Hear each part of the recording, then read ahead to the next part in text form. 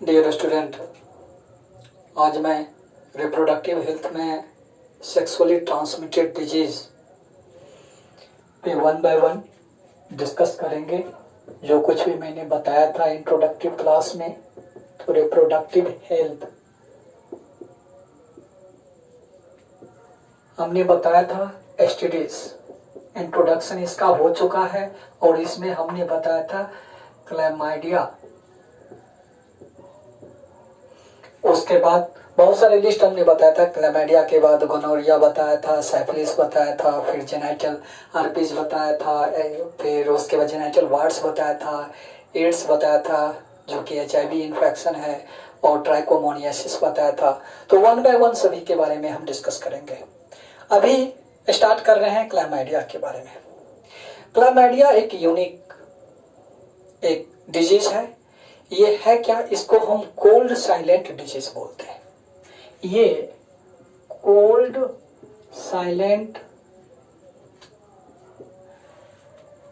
Silent STD है। मतलब पता भी नहीं चलता, धीरे धीरे होता है, क्योंकि नॉर्मल सा इन्फेक्शन होता है और किस तरीके से ये जकड़ लेता है पता तक नहीं चलने देता। और नॉर्मली ऐसी जगह पे होता है कि आदमी उसको इग्नोर करता है, लेकिन हार्मफुल हो जाता है ये। तो हमने ये बताया कि ये क्लैमाइडिया कोल्ड साइलेंट डिजीज है, लेकिन ट्रीटेबल है।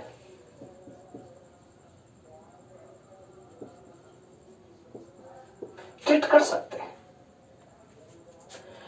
आराम से ट्रीट कर सकते हैं। और ये मोस्ट कॉमन बैक्टीरियल एसटीडीज है।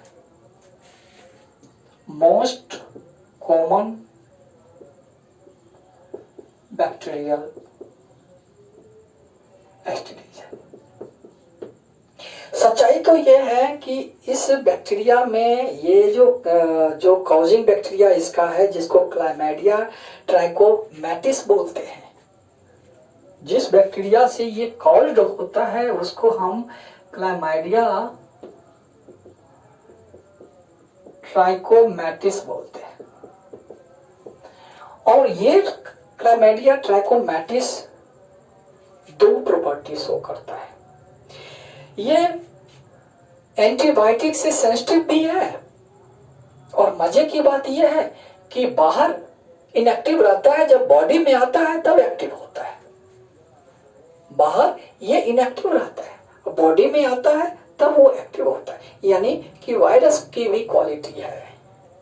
इसका मतलब ये हुआ कि ये जो प्रॉपर्टी शो कर रहा है क्लैमाइडिया है तो bacteria, it is sensitive to the antibiotics. Antibiotics हम आगे देखेंगे, जैसे टेट्रासाइक्लिन हुआ, इससे ये बिल्कुल सेंसिटिव है। जैसे डॉक्सीसाइक्लिन है, बिल्कुल सेंसिटिव है, लेकिन पेनिसिलिन से ये सेंसिटिव नहीं है। एरिथ्रोमाइसिन से फिर सेंसिटिव है। तो हमने ये देख लिया है कि ये तो बैक्टीरिया है जो एंटीबायोटिक से सेंसिटिव तो है, लेकिन बॉडी के बाहर ये एक्टिव नहीं है, बॉडी के अंदर आने पे ये एक्टिव होता है, जो कि वायरस का भी प्रॉपर्टी शो कर रहा है। इसका मतलब मैं कहना ये चाह रहा हूं कि ये दोनों प्रॉपर्टी शो करता है। हम ये देखते हैं कि ये किस तरीके से अपना रूप विकराल करता है, किस तरीके से ये इन्फेक्शन फैलाता है। मैंने बताया था कि कॉमन एसटीडीज का जो सिम्टम्स है, इचिंग है, फ्लूइड का डिस्चार्ज है, और उसके बाद फ्लूइड डिस्चार्ज होने के बाद अल्टीमेटली क्या होता है, इन्फ्लेमेशन है, और स्वेलिंग आ सकता है, बर्निंग सेंसेशन हो सकता है। ये सब कुछ कॉमन है, तो इसमें भी होगा। निश्चित रूप से वो कॉमन सिम्टम्स इसमें भी होगा। तो अब हम ये देख लेते हैं कि क्लैमाइडिया में मेल के कंडीशन में क्या है और फीमेल के कंडीशन में क्या हो रहा है। मेल के कंडीशन में किस जगह पे ये इन्फेक्ट करेगा। निश्चित रूप से मालूम ही है कि अगर मेल की बात हम करते हैं, अगर हम इसको मेल की बात करते हैं, तो मान लीजिए कि ये टेस्टिस है, और टेस्टिस के ऊपर हमने ये देख लिया है कि ये क्या है, एपिडिडाइमिस है, और अल्टीमेटली वासा डिफरेंशिया होते हुए और इजैकुलेटरी डक्ट होते हुए और अल्टीमेटली ये कहाँ ओपन होगा आपको मालूम है, क्या हुआ, ये पेनिस में ओपन हुआ।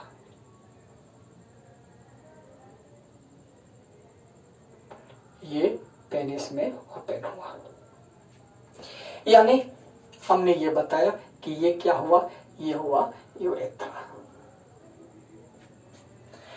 और हमने देख लिया कि ये एपिडिडाइमिस है और ये वासा डिफरेंशिया है और ये इजैकुलेटरी डक्ट है। इजैकुलेटरी डक्ट क्या होता है आपको मालूम है, मैं अभी इस पे डिस्कशन नहीं करूंगा। हम ये देखते हैं कि इस क्लैमिडिया के केस में आखिर क्या हुआ। इस क्लैमिडिया के केस में यूरेथ्राइटिस होता है, यानी इस यूरेथ्रा में इन्फेक्शन हुआ।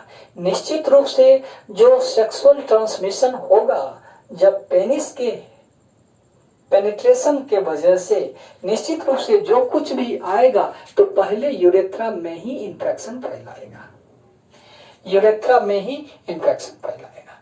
ये इन्फेक्शन क्या होगा, निश्चित रूप से इनसाइड में इचिंग होना शुरू हो जाएगा। इचिंग तो होना ही होना है और उसके बाद इसमें क्या होगा, इन्फ्लेमेशन हो जाएगा। इन्फ्लेमेशन का मतलब जानते हैं कि स्वेलिंग भी है, बर्निंग सेंसेशन भी है, रेडनेस है, ये सारा चीज हो जाएगा और इचिंग भी होगा। तो हमने ये देख लिया कि यूरेथ्रा में, यानी मेल के यूरेथ्रा में which has been contacted with a female who is suffering from the STDs, तो अल्टीमेटली क्या हुआ, ये बैक्टीरिया एंटर कर लिया और बैक्टीरिया जैसे ये एंटर कर लिया यूरेथ्रा के अंदर ये प्रॉब्लम क्रिएट कर दिया। डिस्चार्ज होने लगा, इचिंग होने लगा, स्वेलिंग होने लगा, इन्फ्लेमेशन हो गया, यूरिनेशन के टाइम में बर्निंग सेंसेशन भी होने लगा। ये सारी चीजें यहाँ पे क्रिएट हो गया। अब अगर हम इसको अनट्रीटेड ही छोड़ देंगे, नॉर्मली ऐसे कंडीशन में कोई भी मेल समझता है कि नॉर्मल सा चीज है, कोई दिक्कत नहीं हो सकता है, किसी वजह से हुआ हो, तो इसे सीरियसली लेता नहीं है। और लेकिन जब हम इसे अनट्रीटेड छोड़ देते हैं तो ये धीरे धीरे धीरे धीरे आगे बढ़ जाएगा जी, और जैसे ही आगे बढ़ेगा तो वासा डिफरेंशिया तक भी पहुंच जाएगा, वासा डिफरेंशिया के साथ एपिडिडाइमिस में भी पहुंच जाएगा। मामला यहाँ और संगीन हो जाता है और दिक्कत हो जाता है कि जब ये इन्फेक्शन यूरेथ्रा से होते हुए एपिडिडाइमिस तक पहुंच गया। एक्चुअली एपिडिडाइमिस में हम जानते हैं कि ये स्पर्म का टेम्पररी स्टोरेज होता है, स्टोर हाउस है, स्पर्म की मैच्योरेशन यही हो रहा है।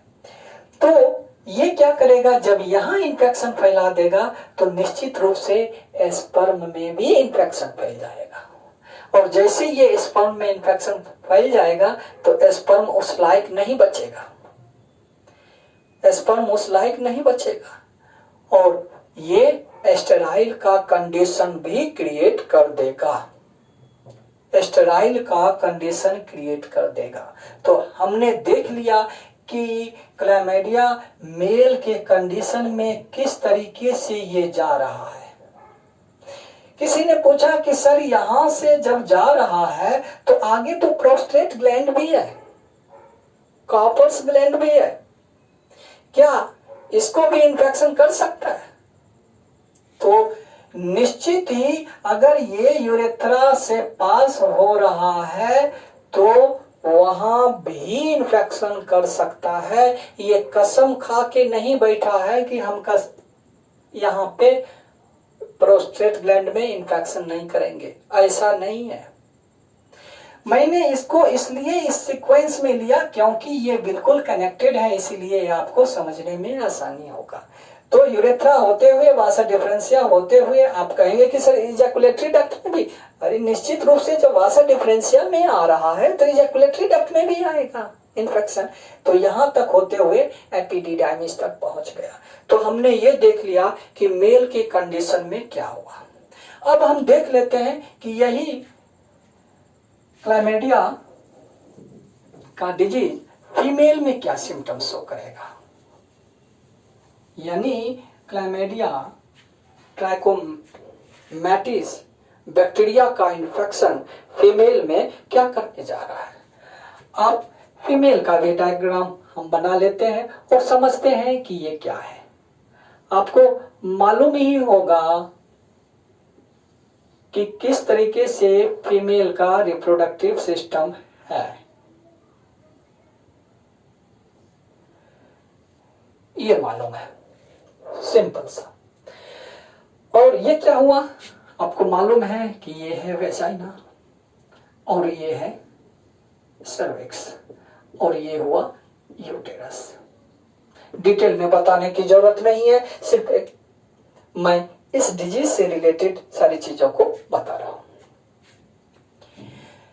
सबसे पहले जो इंटरकोर्स होगा तो जो पेनिस का इन्वॉल्वमेंट होगा, पेनिट्रेशन होगा। आपको मालूम है कि पेनिस का पेनिट्रेशन, मान लो कि मैंने यहां पे बना दिया इस तरीके से पेनिस, तो ये पेनिस का पेनिट्रेशन हुआ और जो कुछ भी रिलीज किया अगर वो इन्फेक्टेड है तो सबसे पहले इन्फेक्शन वेजाइना में आएगा।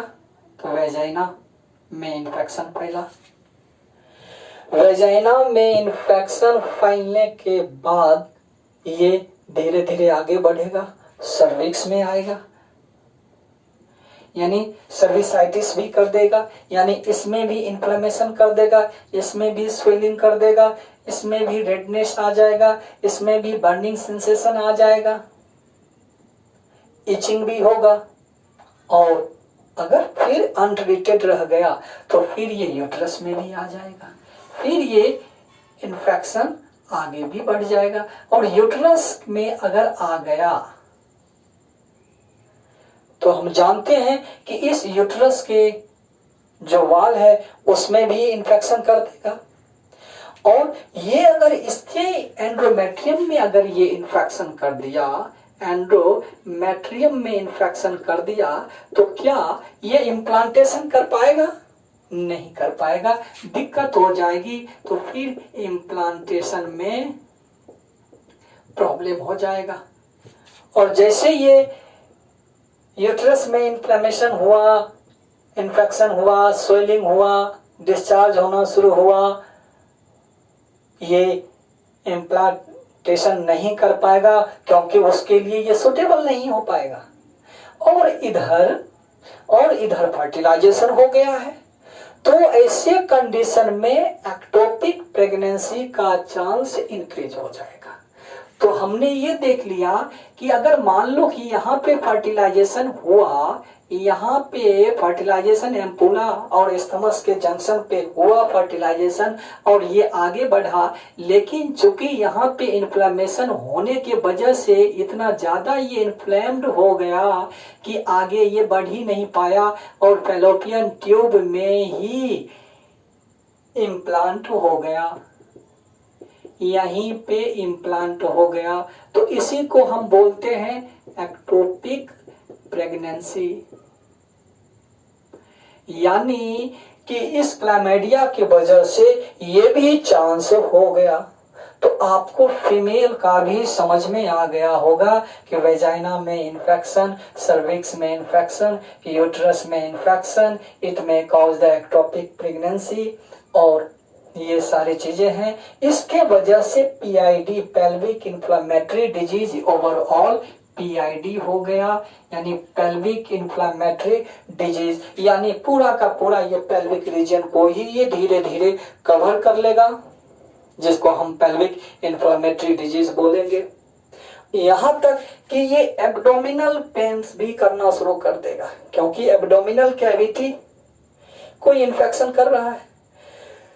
तो आपने देख लिया कि ये एब्डोमिनल पेन भी किया और एब्डोमिनल पेन के साथ साथ चूंकि पेल्विक रीजन ये लोअर बैक रीजन है, यानी लोअर बैक का पेन भी करना शुरू कर देगा। हमने ये देख लिया कि ये एब्डोमिनल पेन भी कर सकता है और इसमें भी इन्फेक्शन। उसके बाद लोअर बैक पेन भी कर सकता है। तो ये सारे कंडीशन क्लैमिडिया का है। अब सवाल ये है कि इसका हम ट्रीटमेंट कैसे करेंगे। मैंने पहले ही बताया कि it is very sensitive to the antibiotic. Which antibiotic is preferred in this case? तो नॉर्मली टेट्रासाइक्लिन और डॉक्सीसाइक्लिन। टेट्रासाइक्लिन मैं लिख देता हूं कि इसमें जो एंटीबायोटिक का यूज किया जाता है वो टेट्रासाइक्लिन और डॉक्सीसाइक्लिन यूज होता है। दूसरा एरिथ्रोमाइसिन भी होता है, एरिथ्रोमाइसिन भी होता है। लेकिन एक एंटीबायोटिक नहीं मतलब इसमें काम करता है, वो क्या होता है? पेनिसिलिन। यानी कि पेनिसिलिन नहीं एक्ट करेगा। तो आपको ये भी समझ में आ गया कि क्या है, ये ट्रीटेबल है। तो उम्मीद है कि क्लैमिडिया का हर डाउट क्लियर हुआ होगा। एग्जामिनेशन पॉइंट से जो भी जरूरी था वो हमने बताया। Thank you for watching me.